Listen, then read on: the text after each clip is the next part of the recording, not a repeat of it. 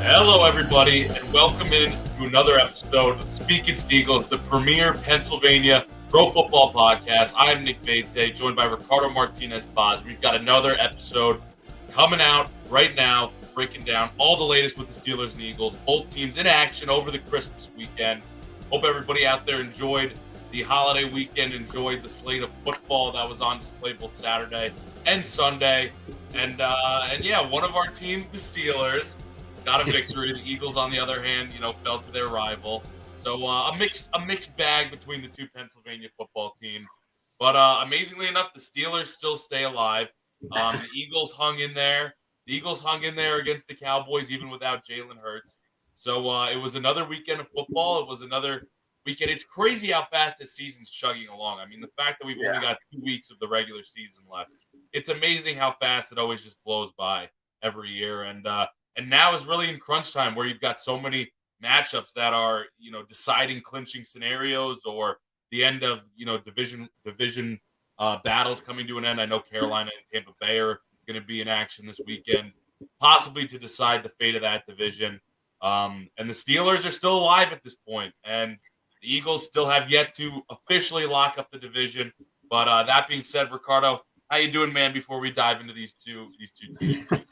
Hey man, I'm doing all right. Overall, still kind of bitter about the loss to the Cowboys, which we'll get into. But yeah, I mean, I just love this time. It's the last 2 weeks, like you said, and I mean, it's just so many things can happen. So many things can, there's so many scenarios where teams can clinch, teams can, get knocked out, and all this other stuff. It's so exciting to watch these last 2 weeks. It's great when you get matchups that feel like playoff games because Yeah, of the implications when we're still in the regular season. And yeah, that's exactly. definitely what we got last week. That's what we're getting. I mean, just looking at the slate on Sunday, I'm like, man, there's a couple games I got a circle here to watch. And, Oh yeah. that's what you really like to see. The last week of the season, week 18, is always a little bit suspect, but definitely last week. And then I think this Sunday, we're going to get plenty of matchups that are going to have those big time implications. So, Oh yeah. that being said, I think we're going to start out with the Eagles today, coming off the loss. So, do we want to get right into that and start talking about this Eagles game Yeah, against the I, Cowboys I Christmas feel like Eve? there's so much to unpack there. And I'm hoping I don't turn this into a rant, but this was a game the Eagles could have won, which is why I'm still bitter about it right now. 4 days after the fact. I mean, it was just the biggest takeaway for me was the turnovers. Oh my god, like the fumbles, the two fumbles in particular were really bad on Boston Scott's part, Miles Sanders. They were just, I mean, the first one was Boston Scott, a mishandled snap, handoff, and he just dropped it, and the Cowboys recovered it. And then the second one, Miles Sanders was just ridiculous. He lost it himself. I mean, it's not like anyone really knocked it out of his hands. He just lost the handle. And so that set up like 3 more Dallas points. And then Gardner Minshew on top of that threw 2 interceptions, which I don't really blame him for. They were more, I think, Quez Watkins getting outdueled for the ball. And so it was, I mean, so Quez Watkins had a chance on both those split interceptions. Just unfortunate the Cowboys came up with it. So, I mean, yeah, 4 turnovers in this game. You really can't win in the league against any team when you're turning it over 4 times. I mean, last week against the Bears, they got away with 3. But that was against the Bears, obviously not a very good team. But against better teams, definitely in the playoffs as well, you're not going to get away with that. Teams will capitalize, will punish you for it. So, I think that was a point. I think that was a point you even made last week. Was like, thank God this 3 interception game came against the Bears and not against a better opponent, because better opponents will take advantage when you're losing the turnover battle that badly. And I think that completely came to fruition in this game. And obviously, the only 2 losses on the season for the Eagles were the 2 that they had 4 turnovers. yeah, exactly. It was just similar to that, to the Commanders' loss in that sense. It's just now 7 turnovers in the last 2 games. I mean, that's horrible. First off, the Eagles really have to work on, well, just keep the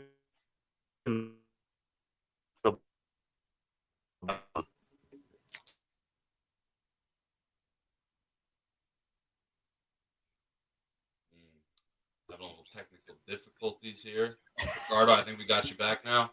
Okay. Yeah, my Wi-Fi is gonna be cutting in and out. I don't know why. It's all right. We were off to a solid start the first 5 minutes there. So Yeah, we'll keep playing along. okay. Hopefully, all right. And that I would say that was definitely the biggest takeaway because the defense struggled. Like literally 4 out of the, I think it was 8 possessions, offensive possessions, the Cowboys scored because of short field. So you can't expect the defense to hold them every single time, and it's just like it's a lot to ask for. So really, the responsibility of this game really falls on the offense for not playing clean football and then giving the ball away to the Cowboys. I mean, I went back and rewatched. Obviously, I watched the game live, but then I went back and rewatched the highlights this morning just to kind of refresh my brain a little bit. And I mean, that fumble in the third when you were up 27, when the Eagles were up 27-20, and Boston Scott, and it was the missed handoff. And I don't know if you maybe think that part of that could have been just Gardner Minshew, maybe a little bit unfamiliar with playing with the offense to a certain extent. I don't know if that's necessarily the case because it's not like Boston Scott is getting like a bunch of first team reps anyway in practice. So I still feel like he'd be familiar with Gardner Minshew in that sense. But just a blunder, first and foremost. But it really came at an inopportune time, and obviously it set the Cowboys up already in Eagles' possession. And then to have 2 more turnovers in the final 5 minutes of the game was also just absolutely brutal. And yeah, I'm with you. I mean, I don't think there's any excuse. I mean, when you have 4 turnovers in a game, you can't expect to still end up on top, even though the Eagles game closed. Yeah, and that's sort of what I'm getting to next. Like Minshew still, despite all that, gave the Eagles a chance to win at the end of the game. I mean, like the last possession, he could have easily the Eagles easily could have won that if it had been for the pressure that was allowed at the end. And I mean, it was 4th and 10, and he drove them all the way inside the red zone. I mean, that's.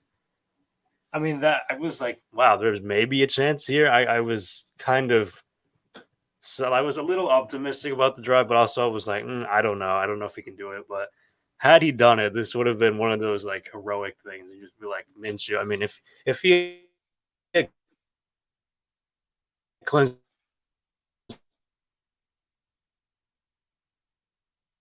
oh God, wait. I hear you again now. Okay. So even though Minshew didn't cap off that drive with the game-winning touchdown or whatever, it still showed me at least that Minshew is more than capable of keeping up with. I mean, especially this Dallas offense, a high-powered one. For one, I mean that he can keep up with just about any offense with the weapons he has. So we're gonna get into the Jalen Hurts thing at some point, but like I'd be confident with Gardner Minshew going forward, even if it is the rest of the regular season. I mean, he finished the day with 355 passing yards, 3 total touchdowns. I mean, that's as good as it gets for a backup QB who was once a starter. I mean, I think that this game goes to show you when it comes down to the performance of Gardner Minshew and how close the Eagles still came to winning this game. I think it shows you, A, how good of a team this is, even without the star quarterback at the helm. I mean, they're good all over the field. I'm not saying anything, this isn't any big revelation or anything, but it shows you that this team can absolutely hang with any team in the NFL, even without Jalen Hurts in there. I think it also shows you, this is a point that I think Colin Cowherd once made, was, a true sign of a Super Bowl contender is how good their backup quarterback is. Like if you're serious about being a Super Bowl contender, you don't have some random scrub in there as your backup quarterback because, that's the most important position on the football field. And to have a backup quarterback that can come in there and still win games is so key. And I think that you saw from Gardner Minshew, he can still win you games. He can keep you in games. I mean, if there aren't those 4 turnovers, it's very possible that the Eagles come out on top. So, I think Gardner Minshew is good enough to be a starter in this league. Somewhere he's not necessarily a franchise quarterback, but he's definitely a guy that could be a bridge quarterback for an organization. He's a guy that when things are perfectly right around him, I think can get you wins in the National Football League. So to have him as your backup quarterback, I think I think he's absolutely capable of winning games, and I think he showed you that the talent that he can still be a guy that should Jalen Hurts miss some significant time, whether it's the rest of the regular season or whether he's to go down, God forbid, with another injury at some point in the playoffs, he could step up and lead this huddle and lead this organization. Yeah. Again, reminds me of the Nick Foles, Carson Wentz sort of thing dynamic, but that's a whole different conversation. But he made himself look good on national TV. So he's also out of his contract. He's going to be a free agent after this year. So he's kind of playing for potentially a starting job somewhere else. And I think he's gonna. I do believe he's gonna be a starter next year. I mean, I tweeted this out during the game. What would the Jets' record be if Gardner Minshew were their starter the whole season? I mean, honestly, it's not like it's I don't think that he would be leading this team to the AFC East division or anything. Yeah. But I think all this question mark about them, can they scratch it in the playoffs? I mean, I would take him over Zach Wilson, and I would take him over Mike White this season. Ricardo's cutting out again. We will see if he gets back in here. Just talking about Gardner Minshew a little bit, but he is going to be a free agent, and yeah, I don't know if you're in my point there, Ricardo, but talking about him being a free agent, I think that for a team like the Jets, if you can't get a guy like Jimmy Garoppolo, who's going to be a free agent, I think he's kind of going to be the jewel because there's not a lot of talent on the free agent market at the quarterback position. So I think Gardner Minshew, a guy who's been a starter before in the past, a guy who still has some talent, I think he's going to get an opportunity to start somewhere for an organization next season. Yeah, for sure. I mean, yeah, that's an interesting topic. If Gardner Minshew were on the Jets, there. Yeah, and again, it's all hypothetical, but I mean, like him versus Mike White, I think that over the course of a season, that would prove to be Gardner Minshew potentially the better option, and I mean Zach Wilson and kind of how far he's regressed with the Jets. I mean, the fact that Zach Wilson's not even going to be a backup this week. They have Joe Flacco as Mike White's backup in a game that they have to win to stay alive in the wild card playoff race. I mean, I think that tells you everything you need to know there as well. Yeah. Oh, nice. My house phone's ringing too. So great. Yet again. All right. So my last point I'll say is, there was one key turning point, which I highlighted in my takeaways. It wasn't any of the turnovers necessarily. It was that Dallas game tying drive. It was after the Eagles scored. It was 34-27. Hassan Reddick got a strip sack, and the Eagles, Linval Joseph, could have recovered that, and he didn't somehow. I don't know how. And then it was second and forever. 3rd and 30. Is it? Am I back? Yeah, you're good. Okay. So, yeah, the 3rd and 30 play. I mean, we all have seen it at this point. A 52-yard bomb to T.Y. Hilton. I mean, the Eagles had 2 chances on that drive to get off the field, and they just couldn't do it. And it made a huge difference because then the Cowboys would score on that very same drive. And the Cowboys went on to score 3 more points after the fact. So actually it was 6 more points after. So 13 unanswered. The Eagles wouldn't score again. And yeah, so those 2 missed opportunities were just huge. Like, all right, 3rd and 30, they'll get off the field. We'll get the ball, go up, hopefully go up 2 possessions. And then that just wasn't the case. So missed opportunities. I mean, yeah, it's just that was tough to watch, but that was absolutely brutal. That's something that you rarely ever see at all in the NFL. I mean, that may have been the first time that a 30-yard completion like that on like a 3rd down or a 4th down situation has been completed this season. Yeah, and that's just how rare it is. Yeah, exactly. And people were saying it was Darius Slay's fault, but it wasn't. It was Josiah Scott who filled in for Avonte Maddox because he went down with a toe injury. I mean, Josiah Scott was late in reacting to that. I mean, he wasn't even set for the play by the time Dak Prescott snapped the ball. So it was just that was more on Scott than it was on Slay, if anything. So I mean, it is what it is. You missed it, and yeah, you get punished for not being ready. So that's just what happened. Yeah, no, that was I agree with you. I think that was a huge turning point in the game for sure. Yeah. You brought it up briefly, and I think that we could touch on it now. But do you want to touch on? There was some key injuries for the Eagles. Avonte Maddox went down. Lane Johnson went down, and obviously, I think we could still talk briefly about the latest with Jalen Hurts. Can we dive into that right now? Yeah. So Vontae Maddox has significant toe injury. He's out indefinitely. Not a good sign. I mean, on the bright side, I guess you're getting CJ Gardner Johnson back at some point whenever the Eagles activate him um, from IR. I believe he'll be playing this week. That's what people are saying around the Eagles. So that's a big one. I'm sure CJ Gardner Johnson wants to get back and play his former team as Oh, well. I'm sure he does. That Yeah. has to be some of the motivation. It's just such a huge loss for Devontae Maddox. He's such a good slot corner. And he was playing really good in this. I thought he was in having this one of game. his best games of the year in this one too before he went down. Oh yeah, he was playing really well, and then you saw a drop off with Josiah Scott. So that's one. Lane Johnson, I think he was in the fourth quarter when he went down. It's an abdominal tear, which is I don't really know how that I don't know how that works, but yeah, he's out for the rest of the regular season.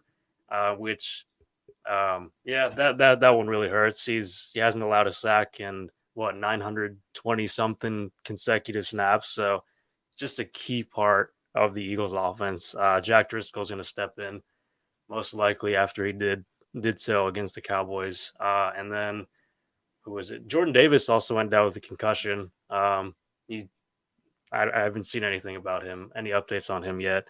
The Eagles will come out with their what's it called? Their injury report later today. So we'll see what happens there on that front. And then Jalen Hurts obviously is the biggest. Real quick before we get into Hurts for a second, because this was something that I saw a beat writer of the Eagles bring up yesterday, and I don't know if Sirianni alluded to it or if they were just posing the idea, but the idea of moving Mailata to right tackle and having Andre Dillard start at left tackle. Are you in favor of that, or would you prefer Driscoll at right tackle? No, I'd rather Driscoll at right tackle because Mailata did it last year. He did not look good. He looked really rough when Lane Johnson was out for a game or two. So I just and Mailata is built for left tackle. That's the only position he knows like really well. I just don't like the right side is completely different from the left. They're very different positions. It's just no, you got to keep Mailata there. I mean, there's a reason you have swing tackles in the league, like on your roster. You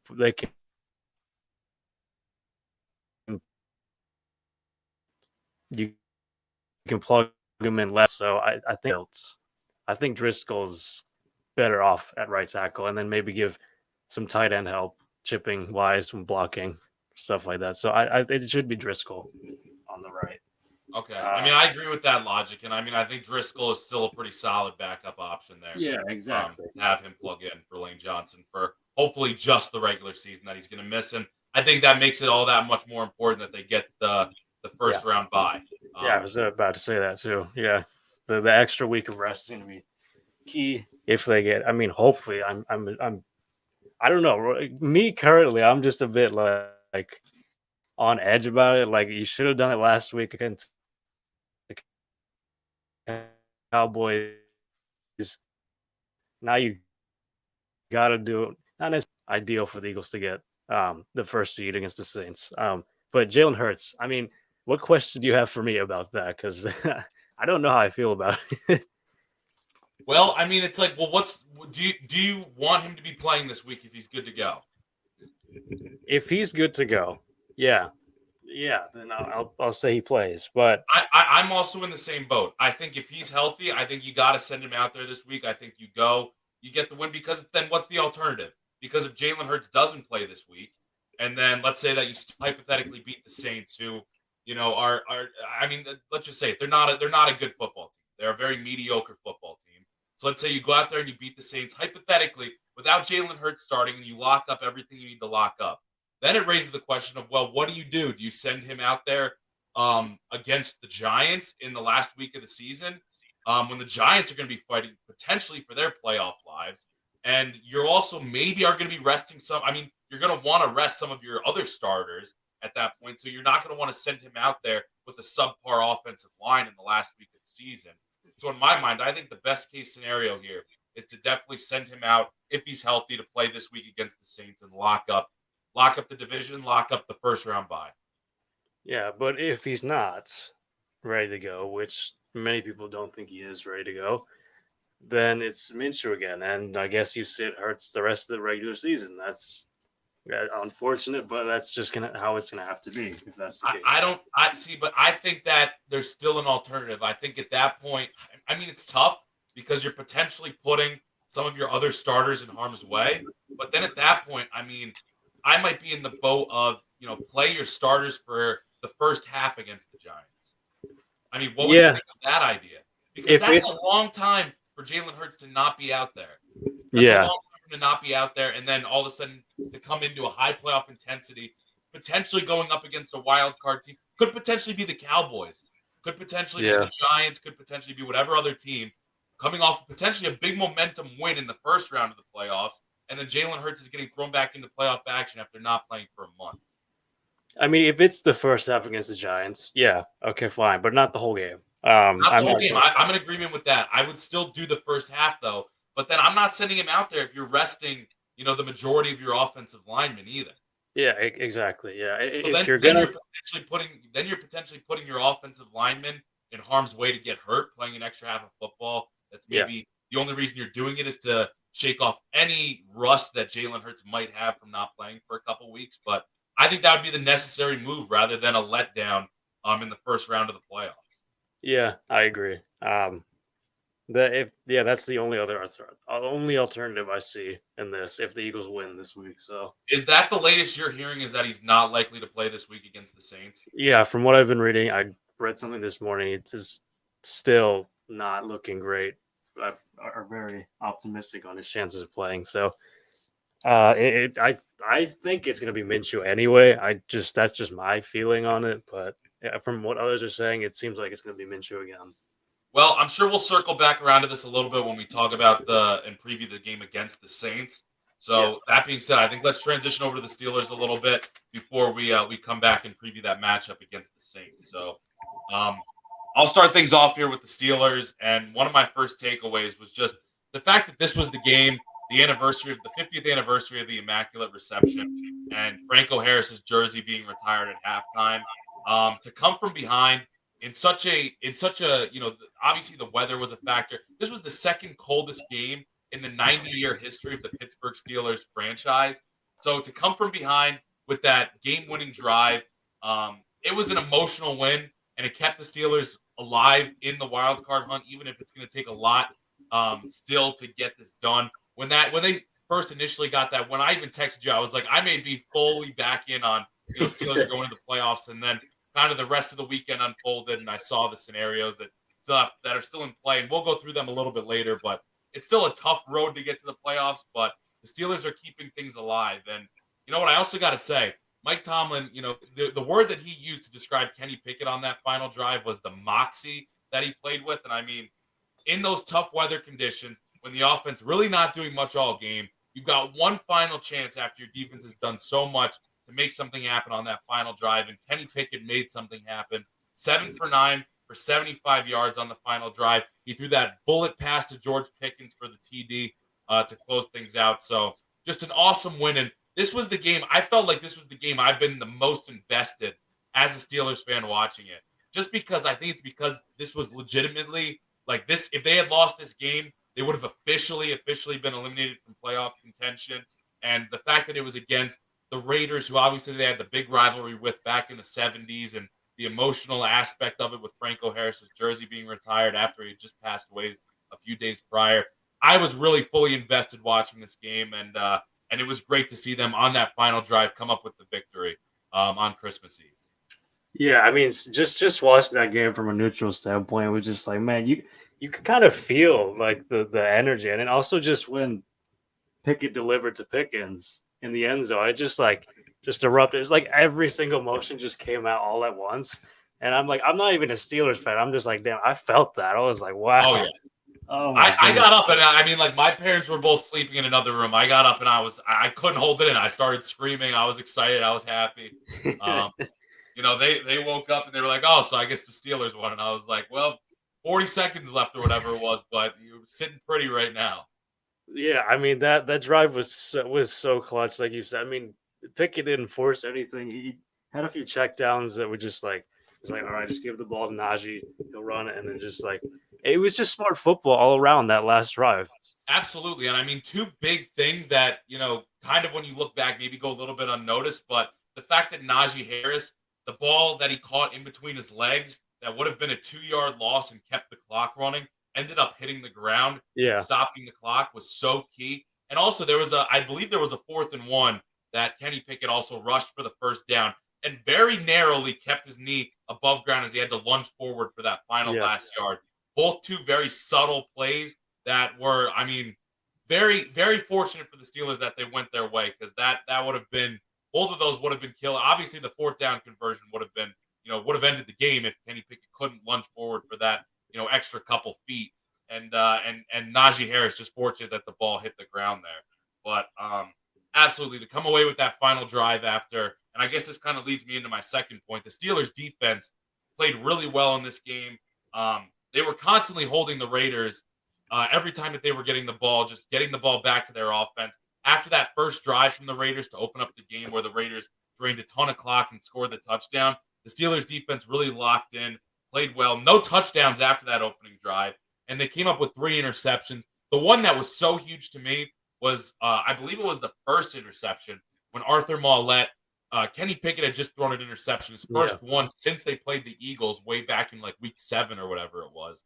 His first interception, but on the next play, Arthur Maulet comes up with the interception to give the ball right back to the Steelers and keep the Raiders off the field. When the Raiders got the ball around midfield, I thought that one was so huge. And this defense just played super well. And Cam Hayward, he was my player of the game. Um, Also, just awarded defensive player of the game for this week. But he had 7 tackles, 2 sacks, 3 tackles for loss, 1 pass deflection, and 2 QB hits. So he was the AFC Defensive Player of the Week, and he was just leading the charge on the Steelers defense that just played so well. And I mean, to also hold Josh Jacobs to just 44 yards in a game when you expect the Raiders to really try and run it. And I don't know how Josh Jacobs is leading the NFL in rushing yards right now behind that putrid offensive line. But to hold him in check in a game when you know the Raiders are going to want to run the ball in the cold weather, just an all-around really good effort from the Steelers defense to hold the Raiders and just to do enough to give their offense, that one last chance at the end to pull out on top. Yeah, I mean, Devontae Adams also only had 2 catches for 15 yards. Like the two best players were non-factors in this game. And then Derek Carr on top of that, only 174 yards. That one touchdown at the beginning of the game. After that was just non-existent. 3 interceptions, 53% completion percentage, 42.2 passer rating. I mean, yeah, the Steelers defense held their own. You can say the weather helped in that a little bit, sure, but it was a gutsy effort, really, a gutsy performance overall from the team, but especially from the defense. I mean, yeah, like you said, they kept him in just enough for the offense to come back and have a final say on that last drive. Yeah, and I mean, you even mentioned how Devontae Adams struggled a bit in this game. And I mean, like, I'll give credit to Cam Sutton for sure. I mean, he's a free agent in the offseason. He's going to get paid pretty mightily. But also Levi Wallace, who struggled, pretty significantly in the first half. And then he's really turned it on since the bye week, solidifying himself as the number 2 cornerback with the Steelers ever since Ahkello Witherspoon went down early on with the injury. And we haven't really even heard from him since. But Levi Wallace has come on strong second half of the season. And I mean, I couldn't even tell you what the deal is with William Jackson at this point, if we'll even see Yeah. it. I mean, luckily he's still got a year of under his contract left, so hopefully we'll see him next season if he doesn't come back. But I honestly haven't even heard anything about his health and what the timeline would be for him getting back on the field. But credit to Levi Wallace and Cam Sutton, and even James Pierre, who I remember him stepping up in a couple different scenarios on Devontae Adams and coming up with some pass breakups and holding him in check. So overall, these corners, which has been a little bit of a suspect unit for the Steelers at points in this season, they've come on strong recently, and especially in this game, played well. Yeah, for sure. I mean, Just as a whole, I mean, everyone stepped up. Everyone defensively stepped up. They all played the role, and more. So I mean, that's a big reason why the Steelers came out on top. Definitely. And I mean, those were my main two takeaways. One, and I don't want to harp on it too much, but I feel like it is kind of a bit of a point, and it all comes back to Matt Canada. But I felt like the play calling was still a little bit questionable in this game. I mean, outside of the final drive, where obviously the Steelers are going to be throwing the ball because they're under 2 minutes to go in the game. But I get that the weather played a factor in the struggle to move the ball throughout the game to a certain extent, but you know Kenny Pickett still threw the ball 39 times. It Yeah, feels like that was a bit more than was necessary, especially early on. I mean, the opening drive for the Steelers, I think it was a 6-play drive. 5 of them were passes, and it's just like, what are you doing? Then they come back on the second drive, and they hand the ball off to Najee Harris on and his first carry of that drive, he takes it, for a first down over 10 yards, and it's like, this is what we should be doing. This is our bread and butter. And only 16 carries for Najee Harris in the game. I wasn't crazy about that. I believe combined with Jalen Warren, they had 22. So it was a little bit frustrating. And again, I don't want to harp on it a ton because they still came out with the win. And again, I know that the weather was a factor in struggling to move the ball, but I thought that the play calling was a little bit questionable. And again, no matter what happens in this season, whether the Steelers are somehow able to magically make the playoffs or whether they end up finishing above 500, even if they don't make the playoffs, or if they want to split these last two games or whatever happens, I think that the offensive play calling, not only because I think Matt Canada is, I'll use Steve Smith Sr.'s quote here, a little Saturday-ish. His yeah, his play calling is very Saturday-ish. But also, I just think for the development of Kenny Pickett, we've seen aspects of Kenny Pickett's game that tell you, yes, this guy can be a quarterback of the future for the Steelers. So I think to get in a different play caller that is more of an NFL-centric play caller that I think that would be huge for his development. And I think that that's something the Steelers need to do one way or another in the offseason. yeah. I mean, but for now, I guess you gotta stick it out with him. And Yeah, I you're mean, absolutely sticking out with him. I'm just making the point that I felt like this no, play yeah, calling was a factor in this game. no, I agree. And I don't know. I don't want to get into this now, like the preview, but against the Ravens, they didn't run the ball very. I mean, they struggle, and then at that point, it was Trubisky who threw 3 interceptions. But you're gonna have to go back to that. That's what the Steelers know best: running the football. That's hard nosed football that they do. It's they're gonna have to go back to that next week, but we'll get into that a bit more later.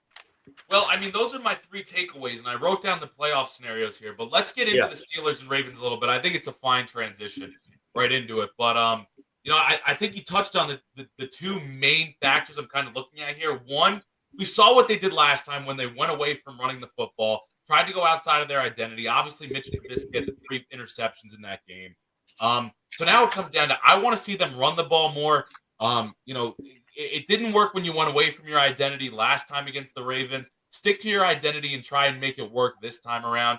And also the fact that Kenny Pickett is back healthy, back in yeah, there at quarterback, that's going to be a difference as well. The fact that it's going to be him in there under center at quarterback instead of Mitchell Trubisky.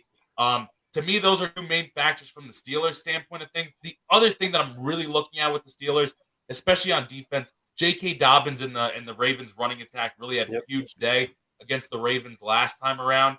Can the Steelers kind of turn things around and slow down the Ravens rushing attack, learn from, that loss against the Ravens just a couple weeks ago and really try and hone in on slowing down J.K. Dobbins? And the other thing, John Harbaugh has been very, close-lipped about what the status of Lamar Jackson is going to be in this game, whether he's going to be playing or not. So I honestly do think it's going to be Ty Huntley in here again. I could be wrong.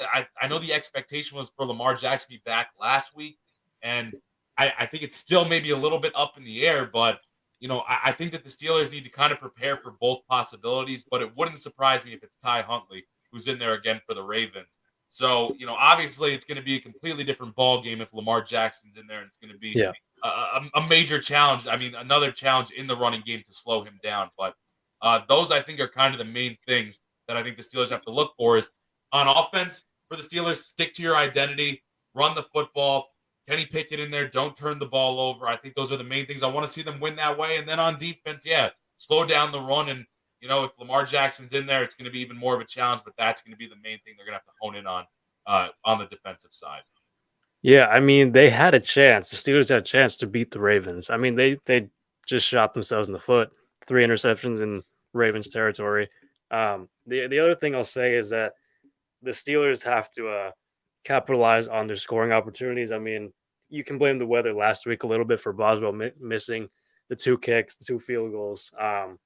But you got to make those when they matter. Like especially in this game when you have to win.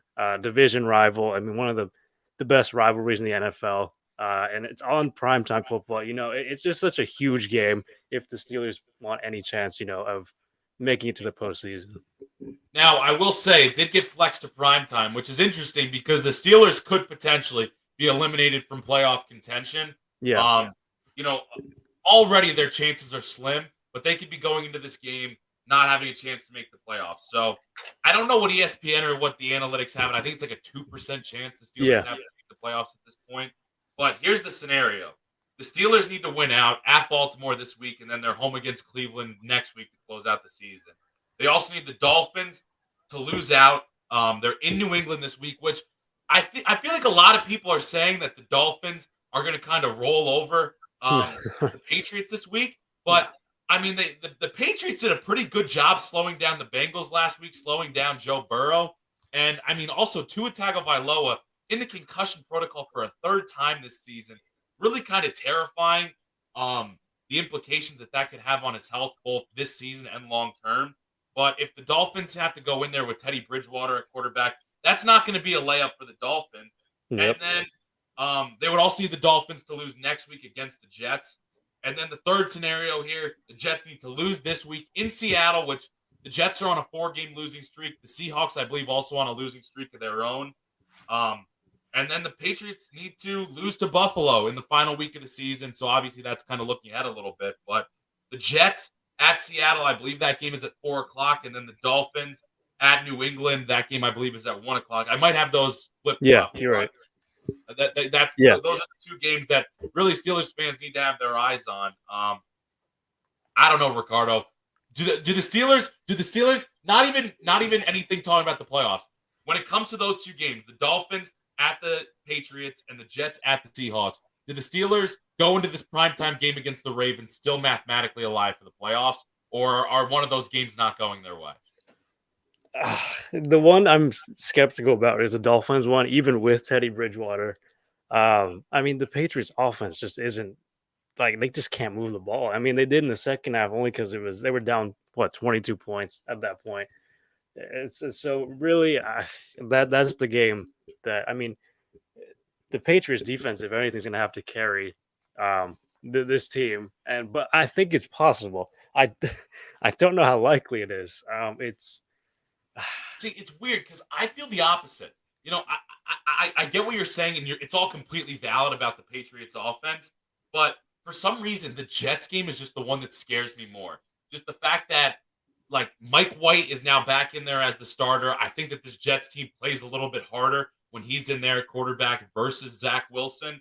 And, also the fact that for the Jets, all that they need to have happen to make the playoffs is to win out, and then also to have the Patriots lose one of their final 2 games against either the Dolphins or the Bills, and the Jets are in there. I think this Jets defense, with how good they are, knowing that that's the scenario for them to get in, I feel like they're going to be playing with a little bit of an edge, and I think just knowing that is going to be interesting. Now, granted, they are going up to Seattle. Seattle's obviously still kind of fighting for their own playoff chances at this point, and it's Geno Smith going up against his former team. So I don't know. It's an interesting, the fact that these 2 games are it's really 3 games all in a row that are going to have major implications for this final wild card spot. 1 at 1, 1 at 4, and then 1 obviously in the prime time with the Steelers and Ravens. It's an interesting scenario, and I think that we kind of both laid out reasons that these games could, go against what the Steelers need. But there's certainly the game I'll have my eye on this weekend. Listen, if it happens, if those 2 happen, I just want to go. I want to go into this primetime game against the Ravens so badly. Even if the Steelers ultimately don't make the playoffs and things don't go out their way, I just want to go into this game. Give me one more game. Give me one more Steelers game this season where, like, I feel like we still have a chance, you know? Yeah. Like, I'm one of the most optimistic fans I know when it comes to rooting for my teams. And I just want to hold out hope. I want to hold out hope for one more game. Give me one more. And how much, Ricardo, come on. As an unbiased fan, I know you'll be watching the game one way or another. How much more fun, how much more invested will it be for just the casual fan if this Steelers-Ravens big-time rivalry game has those major playoff implications versus the Steelers already being eliminated? I mean, it's so the stakes are so much higher. I'm going to be so much more invested in that game if that were the case. But Because if all right, yeah, let's say the Jets win and that's it, and the Steelers are eliminated. Then you've got a team in the Steelers that are already eliminated, and you've got a team in the Ravens who have already clinched the playoffs playing in prime time. There's going to be nothing that you can really grab onto for that game. There's no storyline that you're really going to care about. I mean, the Ravens, Outside of it just being a rivalry. well, yeah, and then the Ravens potentially fighting for the division with the Bengals, I guess. That's fair. That's fair. That's about it, really. Like, but there's so much more if those two results happen. Absolutely. I hope they do for the sake, as a casual fan, as just a neutral, or And I mean, if we want to dream a little bit, I mean, wait, I don't really want to get ahead looking towards Week 18 when we still got all this happening. But again, then you would need in Week 18 the Dolphins to lose to the Jets, and you would need the Patriots to lose at Buffalo. But again, a lot of stuff that needs to happen this week alone, first and foremost. But remember, last season the Steelers also had a laundry list of things that needed to happen for them to get into that 7th seed last year, and it culminated with the Colts losing to the Jaguars. And obviously that was what sent that's what I think kind of started Frank Wright on Jim Irsay's bad side, and then obviously Carson Wentz was shipped out of town in the offseason. And the Steelers then got blown out by the Chiefs in the first round of the playoffs. Yeah. But we will see. We will see what happens if the Steelers have some magic left to potentially get in to the playoffs this season as well. So that being said, we can move back over to the Eagles in their matchup against the Saints this week. So I don't know what you want to start with. If you want to start with just previewing this game a little bit or what the implications are, but I'll let you kind of take it over here and what you're looking for. Yeah, so the obviously the number 1 seed in the NFC still up for grabs. Still just need to win one out of the 2 final games. Hopefully it's this week. The sooner the better. And as we've been talking about, Minshew is more likely to be starting than Jalen Hurts is. And it's as bad as this Saints team is, at least offensively, they're not very good. On defense, they're second against the pass. So perhaps, I feel like I've been saying this the last couple of weeks against the Bears, against the Cowboys, now against the Saints, where the running game they really should. The Eagles offense should really run the ball more. The Saints are 23rd against it. And so it's a clear weak spot there, especially without Lane Johnson. You don't want Gardner Minshew getting hurt ultimately, especially with Jack Driscoll in there. Cam Jordan's a really good pass rusher. So that Saints front's pretty decent overall. So I really think they just got to impose their will against the Saints defensive line. I said this last week for the Cowboys too, and it just didn't happen. They just threw the ball forever, a million times. Miles Sanders didn't really get a chance, and then when he did, he fumbled. But in any case, it's just, the Eagles have to rely on the run game in this one. And I that's think the biggest point. I think the Saints run the Saints defense against the run has even declined like since earlier in the season. I remember when the Steelers were playing the Saints back in week 9, I want to say. The Saints defense was still middle of the pack against the run, and now, as you said, they've fallen into the bottom half of the league against the run. And Miles Sanders has kind of been down a little bit these last couple of weeks.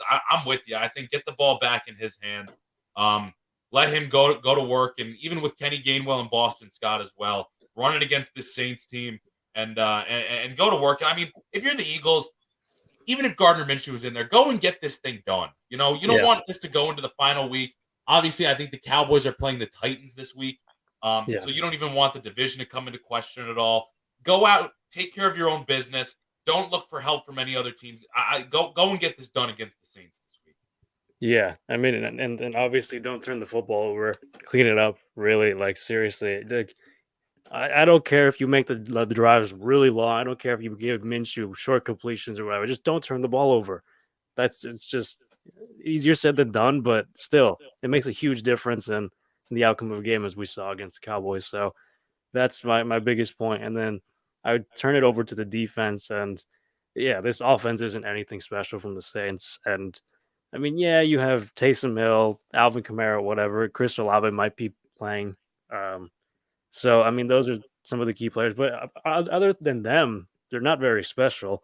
Not very good. They have the fourth most turnovers with 23. So for this could be a game where the Eagles actually produce turnovers more than just one. And so winning the turnover battle is going to be key in this one. And the Saints actually don't allow very many sacks. They've allowed 30, which is, well, it's more towards the bottom, or sorry, top half of the league.